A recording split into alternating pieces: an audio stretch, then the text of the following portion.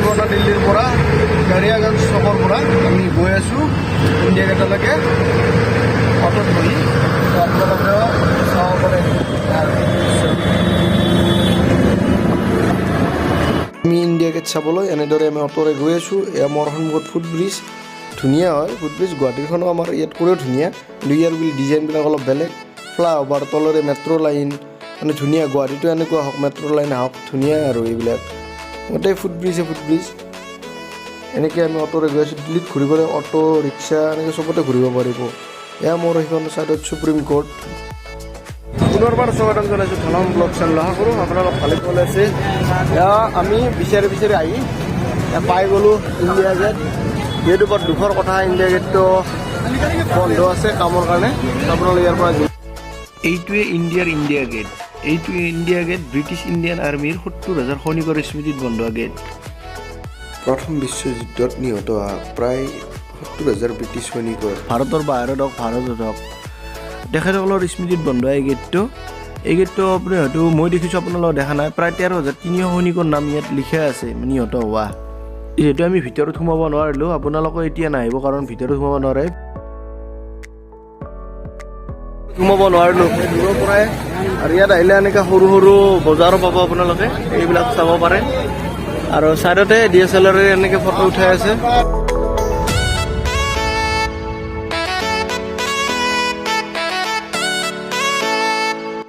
আমি মোবাইলত ফটো উঠামেই বাৰু, কিন্তু ইয়াৰ পৰা হ'লে এটা ফটো উঠা ইয়াতে ধুনীয়া কৰি তুলি দিয়ে মোবাইলত।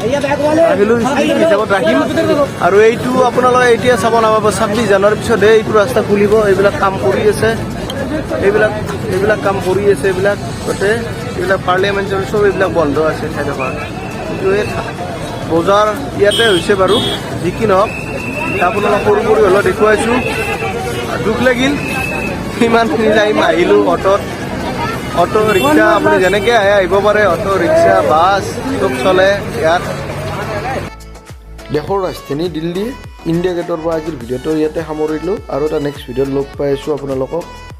আপোনালোকে যদি ভিডিঅ'টো ভাল পালে like, share, comment and subscribe কৰিব আৰু বেল আইকনটো দবাই দিব।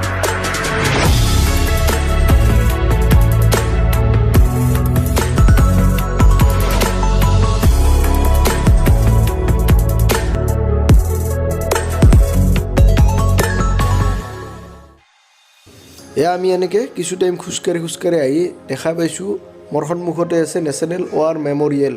চ' এইখন কি হয় মই ইমান ভালদৰে নাজানো, আপোনালোকে চাই থাকক মোৰ লগত আপোনালোকৰ ভিডিঅ'টো। এইটো কুপন দি দিলে চাব যাবৰ কাৰণে। আহিলে আমি এক্সিটৰ টাইমত এইটো দেখুৱাব লাগিব। চ' আমি এনেকৈ গৈ আছোঁ খোজকাঢ়ি। যিহেতু আমি সেইটো চাইডত গাড়ী সোমাব চাব নোৱাৰিলোঁ, এইটো চাইডৰ পৰা আপোনালোকক দেখুৱাই আছোঁ ইণ্ডিয়া গেটটো ধুনীয়া। ইণ্ডিয়া গেটটো এই তাত এনেই আমি পইচাবিলাক ভৰিলোঁ বাৰু। ফটো খিচাৰ নামতে পইচা লৈছে, বাকী লাইমত লোৱা নাই। Entry fees 0। বৰ্তমান ইয়াত বহুত নিয়ম।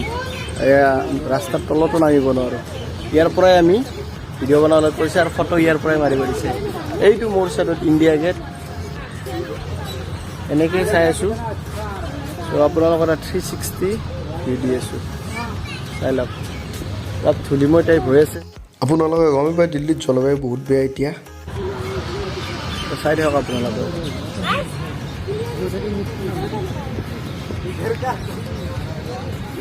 আপোনালোককো দেখুৱাম এনেকৈ, যিমান পাৰোঁ সিমান দেখুৱাই আছোঁ।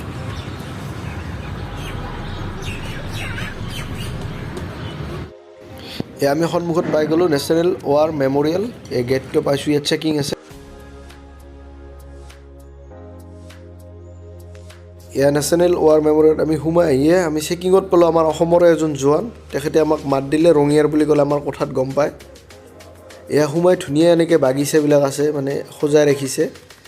যিসকল সৈনিক মানে ইয়াত নিহত হৈ গৈছিল, তেখেতসকলৰ নামবিলাক ইয়াত ধুনীয়া কৰি এজন কৰি লিখা আছে। আৰু যদি এই ঘৰৰ ফেমিলি কোনোবা ইয়াত আহিলে ইয়াত মানে ডিছপ্লেত লিখি কেনে থৈ যাব পাৰে, তাত ইয়াত ইহঁতে এণ্ট্ৰি কৰাই দি দিব।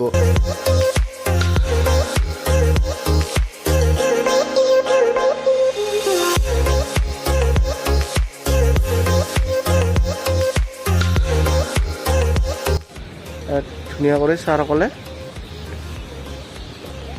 তেওঁলোকৰ ডিউটি অৰ্পণ কৰি আছে, পেৰেড কৰি আছে। যদি মই মাস্ক মাৰি আছোঁ চাউণ্ডটো ইমান ভালদৰে আহা নাই। ছাইডত ধুনীয়া কৰি শ্বহীদৰ নামবিলাক ইয়াত দিয়া আছে, গোটেইবিলাক নামেই নাম।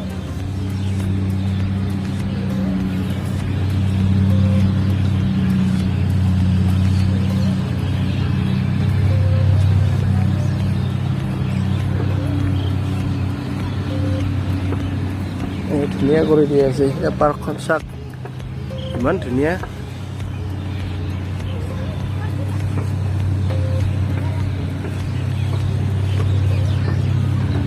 ধুনীয়া ইয়াত ফুল পাত আছে, ইয়াত লাৰিব মানা কৰি ৰাখিছে যিহেতু নালাৰো।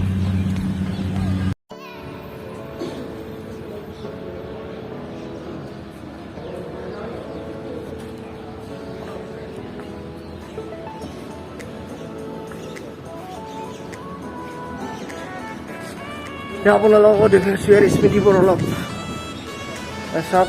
মই স্পীডত গৈছোঁ কাৰণ ইমান টাইম নাই। স্মৃতিবিলাক আছে ধুনীয়া কৰি।